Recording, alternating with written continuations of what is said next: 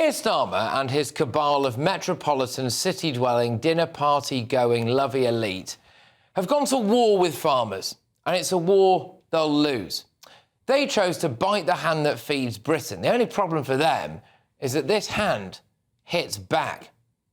So proud of being part of this community, but not just proud. Every single one of these farmers doesn't want to be here today. They want to be home, they want to be watching after their livestock, they want to be tending to their crops and being with their families. But what they have done, they've come here in solidarity to show how frustrated they are with this stupid inheritance tax and a lot of other things as well that are damaging British agriculture. We need to feed the nation in an affordable, seasonal, healthy way. And we've done that since day dot. London wouldn't be here without farmers, nor would any of the other big cities. We feed everybody once, twice, or 3 times every day.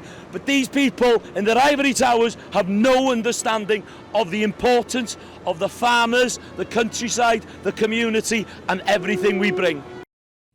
Oh, gosh. Yes, I was at that farmers' protest earlier today. Remember when Keir Starmer said this? We have been very clear that for working people, we are not going to increase their taxes. So that means we are not increasing income tax, national insurance or VAT. For working people, we will not be increasing their taxes. Well, he has decided to tax the hardest working people in Britain, hasn't he? Just listen to this 18-year-old lad here who is the very best of British. I used to be here at 4 o'clock in the morning, going out to do milking cows at 5 o'clock and other duties down there, and then we'd finish 5:30, 6 o'clock in the evening. That's our normal time, but they could carry on till midnight, 1 o'clock in the morning. There's no end of day. It's go to work, carry on working, 2 hours sleep, back out to harvest again in summer. So it's never ending. Up at the crack of dawn, gets a few hours sleep, then he's back out to work again. And now this Labour government has stolen his future. But it goes deeper than that. This is an assault on the British countryside, the rural way of life. And once it's gone, we'll never get it back. The metropolitan Labour lovies, they won't understand this because they think the entire country is just like North London. But this is British culture we're talking about here. I personally think it's part of our heritage. This has gone on for years and years and years, generation after generation, and it's going to stop because of this. And because a farmer never sells his land, but they'll make them sell it now because the land stays in the family for years, and for many years, and they take their profit from working the land. It's just wrong, completely wrong. It's our heritage, as I say. Labour seem happy for people like Bill Gates and BlackRock to own the countryside. Well, Bill Gates has got his finger in a lot of pies. You know, he owns half of the farmland in America. He was here just before the budget in number 10. And he's also very involved in so-called health, you know, telling us that we need to stop eating meat and start eating fake meat, okay? And he's also... Yeah, and many of these farmers can barely make ends meet. I mean, listen to this Labour MP on Politics Live today. Listen to what comes tumbling out of her mouth like a torrent of ignorant diarrhea. Come from a country where, or my family come from a country where there are lots of farmers. Quite hard to find a poor farmer. Well, let me tell her this. She's about to meet several poor farmers. And the farmers I spoke to are considering strike action, so she might not be so snarky then. But with hundreds of tractors outside the House of Commons, well, you know, look at that. Just look at that. What a picture that is. What an image. Thousands of people were there supporting the farmers today. Tory leader, Kemi Badenoch, decided to ask this question at the start of PMQs. Mr. Speaker, last week the Prime Minister didn't seem to want to talk about appointing fraudsters to his cabinet. In fact, he seemed to want to talk about immigration. So let's talk about immigration. Yeah, I mean, look, hey, I obviously quite enjoy talking about immigration regularly on this show, but, I mean, that was an open goal out there, Kemi. What was she thinking? You know, go off on the farmers, all right? And what has our state broadcaster, the BBC, made of this protest? I did a quick scan of their homepage on the news there before I came on air. Well, they haven't really put it on the main homepage of their news site. As far as I can tell, anyway, They don't really seem to care that much. They don't think that's a top story, do they? Well, we care here at GB News, and we care because of stuff like this. This is a lifetime of work. It's the heritage.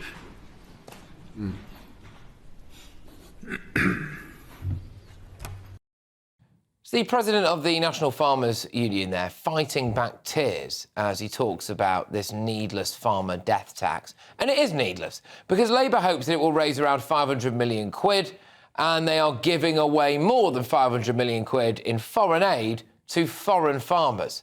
I mean, this is the kind of economics that could only be drawn up by someone who allegedly lied on her CV to become Chancellor. If the farmers do decide to strike, Britain will back the farmers over Keir Starmer. Let's go. Using the internet without a VPN is a bit like taking to the road without car insurance. All it takes is one unlucky moment to cost you a lot of cash. We want to help protect you. This video's sponsor, Private Internet Access, is the VPN to help keep you safe. Now, you might be asking, what is a VPN? Well, a virtual private network is an app that hides your IP address and safeguards your internet connection through an encrypted tunnel. This way, it shields your digital life from the eyes of those that are looking to exploit your private information. Whenever you connect to the internet on a public Wi-Fi network, such as at airports, coffee shops, friends' houses, or even in your own home, your data is at risk of being stolen. Hackers that are connected to the same Wi-Fi network have the ability to steal your personal data with ease. T-Mobile reached a settlement this year with the US Federal Communications Commission after they suffered data breaches in 2021, 22, and 23. In 2023 alone, over 37 million customers' data was exposed. And it's not just hackers to be concerned about. Information can be censored. When Canada passed their C-18 bill, social media giants decided to ban news content on their platforms. But PIA can protect your ability to consume the news content that you love. Private Internet Access is available for all platforms: Windows, macOS, Android, Linux, iOS, and you can use one Private Internet Access subscription to protect an unlimited number of devices at the same time. Plus, we've got a huge GB News discount. Click the link in this video's description and you'll get 83% off PIA. That is under £2 a month, and you'll get an extra 4 months completely free. There's also a 30-day money-back guarantee. So head to piavpn.com/GB News to start protecting yourself digitally. That was my panel. We've got the Director of Popular Conservatives, Mark Littlewood. We've got business and activist as well, Adam Brooks, and the journalist and broadcaster, Nina Mishkov. Yeah, Mark, I mean, there's a heck of a lot to go out here, but firstly, do Labour just need to U-turn on this now and get it over with? Yes, I mean, they have waited so long. I mean, it's always problematic for a government if you U-turn. So sometimes even if you realise you've made a mistake, and I'm not sure that penny's dropped yet, you're loath to U-turn because it's such a loss of credibility. I suspect they will try and find some nuanced way out of this. They'll put it out to consultation. They'll slightly redesign exactly how inheritance tax applies so it doesn't actually apply to any farmer that's actually working in some way. They will be working around the clock to find out if they can insert some new sub-paragraph that renders this fine. At the moment, though, they are treating farmers like fools. I mean, the suggestion is, oh, this is hardly going to affect any of you. So why are these guys turning up in their tractors outside Parliament? I trust the farmers' judgment of whether it's going to affect them.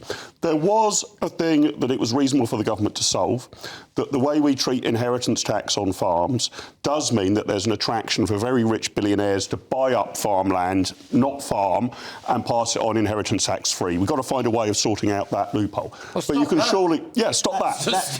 But they thought they'd close this off, but they're probably going to end up launching an assault on British heritage, which for 500 million quid, what an idiotic political battle to fight. This notion as well that, oh, well, the farmers have to pay to fund our NHS. One day. What's like a day, is it? Right. So we'll raffle off the British countryside to these multinational corporations to run the NHS for 24 hours. To run the NHS for 24 hours. Look, again, I was there today as well. Good to see you was there. Yeah. Now, it angers me that the BBC haven't given this really any airing, because I watch it on the BBC tonight at 6 o'clock news. Very, as Patrick said, the website that's seen by millions. It's hardly anywhere. But the news actually on the telly was there. Okay, but, I watched it on the BBC News. This is important. There was about 300 or 400 tractors on the roads outside Parliament today. I've never seen anything like it. It was so impressive, and I spoke to farmers, and the anger is off the charts. Look, when people on social media say, oh, why shouldn't the farmers pay inheritance tax? The average Brit, like us, does not contribute to feeding the nation. These put food in our supermarkets, food on our table. It's a generational industry where you can't just learn farming overnight. It's not an industry where if it all went wrong, we can bring the army in and they can sort it. No. It takes years to learn how to farm. These are experts in their field. And Jeremy Clarkson's done pretty well for himself. Labour is doing their pretty best quickly to ruin that. And I think they've picked a fight they cannot win.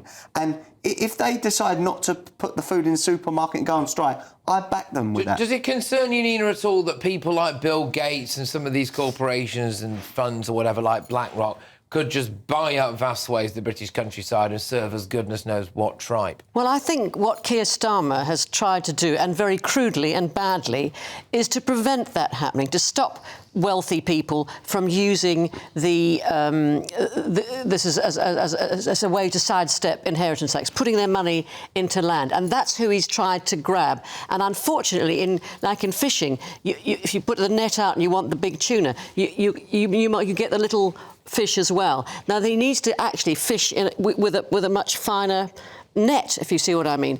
I think that, first of all, I'd like to say that actually farmers are often stuffed more by the supermarkets than they are by the government. They are pared down to the bone with their profits. And also, my grandfather, my Scottish grandfather, was a farmer. My grandmother won the gold medal for butter making at the Kilmarnock Dairy School in 1920. Yes, there we go. So anyway, I obviously have a feeling for that. I do think that what they will do, and you can't back down, they won't back down. Perhaps they just change the entry level, so they make it 5 million. Now, if they made it 5 million... That's a U-turn still there, isn't it? Well, the interesting thing is that you two guys were there today, but it wasn't sponsored by the National Farmers Union, because they are the ones who have to make the... to be fair, the president of the NFU, I think, was inside crying about the whole thing. Yes, but the thing is, the NFU needs to sit down with the government, and they will work something out. I spoke to a lot of farmers today, and I did want to try to gauge the mood on the potential for a strike. And it was unanimous, really, which is look, we don't want to, but if it is a choice between that or our very existence, then we'll do it. And I really wonder if that's around the corner. Well, it could well be, and to look at the Labour government's behaviour so far, if you go on strike, you get a big pay rise. So the message has been sent out that this is a highly successful way of defending your livelihood. I'd be surprised if they don't do it, unless Labour can find, it might be that Nina and I are slightly on the same page here, some elegant way to resolve this. But my God, they are taking their time. And I think a strike would force them to do that if they don't come to the table beforehand. You know, one of the criticisms of Keir Starmer and that cohort that he surrounds himself with is that they are actually governing for a very small group of people. They are essentially metropolitan levies. I think that's an exaggeration. I'm sorry, but OK, fine. But I'll come to you after Adam on this. But I think this policy for me sums that up. These are not people who think about the wider. They think their entire life is Islington. But what are they going to? So wrong. What are they going to do when their favourite coffee shop can't feed them with their favourite sausage? You know, these people are going to be up in arms about that. But as soon as you say these people, you're drawing battle lines that don't exist, that really don't exist. Oh, the metropolitan elite, for heaven's sake. But what is Keir Starmer then? Look, I'm sorry, but what is Keir Starmer? What is Rachel? Keir Starmer is... What are these people who very rarely ever seem to venture out of the North London bubble, who make decisions like this, Why do you have to have mud on your shoes to be a real person? That's such a ridiculous... You don't know that they don't go out there. Most of his time traipsing the corridors of various different courts, representing some fruity characters, it's just ridiculous. Nina, the fact that Keir Starmer could not define what a working person was says it all. Look, one thing I do want the viewers to realise, and this was speaking to farmers today, the average salary of a farmer or earnings of a farmer is between 30 and 70 grand a year. These are not the rich elite. These are people that get up at 3 or 4 in the morning, as the young man said, and work their socks off for little gain. Yes, they're asset rich in some cases. They use them assets to feed us. I mean, the other thing here, right, which you touched on there, Patrick, is I'm going to stand up for a bit of diversity, because there isn't much diversity in the cabinet. They're nearly all from the public sector, backgrounds in law or think tanks or special advisors, and you've obviously got Rachel from complaints as well. And I fear that they don't have a wide enough spread of knowledge of different sectors of society. Yes, but did the last government? Well, maybe not. But absolutely. I think the Conservatives did have more of a relationship with the farming community. They didn't have a relationship with reality, never mind the farming community. Who around the cabinet table was likely to put their hand up and say, do you realise what this is going to do if you proceed with it? And you need 2 or 3 people around the cabinet table to flag those sort of things. They are a very new government and they're making mistakes, and this is a mistake. They need a wider and deeper representation of different sectors around that cabinet table.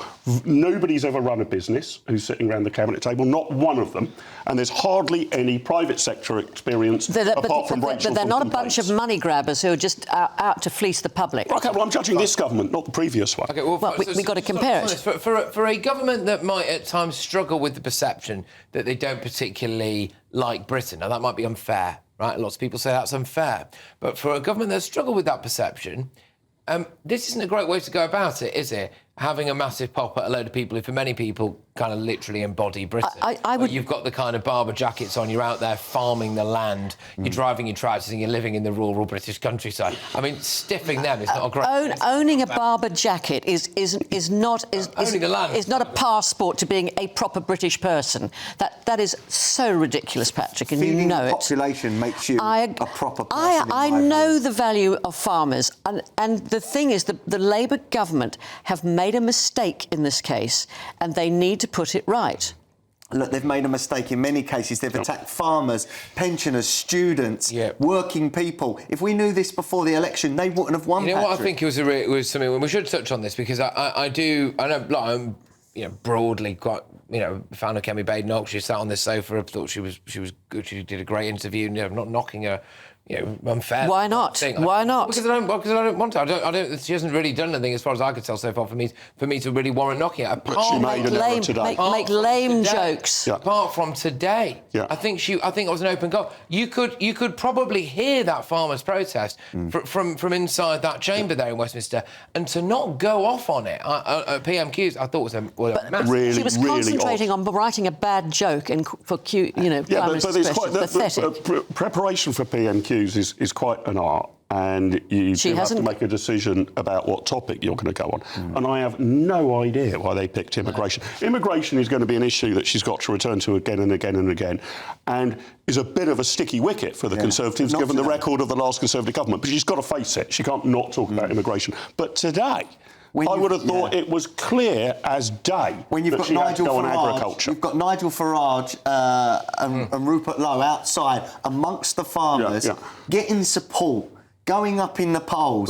This is a terrible miscalculation. It was a tactical error. I think within 6 months, Reform are going to be the second party by a long way. I was going to say Nigel Farage is a consummate politician and he will take every chance to push himself forward, whereas Kemi Badenoch hasn't learned that yet. But if we come back to what you call the metropolitan elite, That is absolutely so unfair. And the implication that they don't care for Britain or don't love their country is arrant nonsense. How can you possibly say that? What makes you say that? You used to want to abolish the monarchy.